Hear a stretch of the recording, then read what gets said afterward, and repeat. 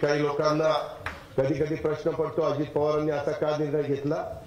हे करण्याचं धाडस फक्त नरेंद्र मोदी साहेबांच्यात आणि अमित शहाच्या मध्ये आहे. ते तुमच्या माझ्या देशाला नेतृत्व देऊ शकतात. आज स्वतः प्राईम मिनिस्टरांनी आपल्या देशातल्या जवळपास 25,000 कोटीचं 2025 पर्यंत 508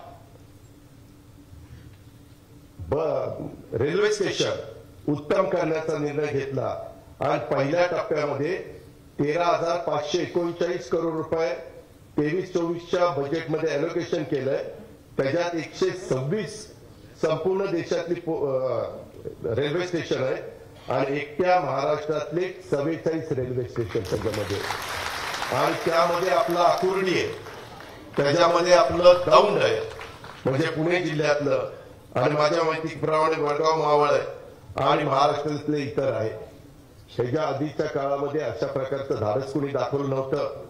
आपल्या महाराष्ट्रामध्ये आता इन्फ्रास्ट्रक्चरच्या बाबतीमध्ये गव्हर्नमेंट ऑफ इंडियाच्याकडनं 80,000 कोटीची कामं चालू आहेत. 80,000 कोटीची. मग ते नॅशनल हायवे असतील, ते एअरपोर्ट असतील, ते वेगवेगळ्या प्रकारचे पोर्ट असतील, ते वेगवेगळ्या प्रकारचे महत्वाच्या हे असे रेल्वे स्टेशन असतील. अशा प्रकारचं काम आज देशामध्ये जर अनेक लीडर आपण बघितले तर ते फक्त आणि फक्त नरेंद्र मोदी साहेबच करू शकतात. आणि त्यामुळे माझ्यासारख्या कार्यकर्त्याला वाटलं की अशा नेत्याच्या पाठीशीच आपण उभं राहिलं पाहिजे.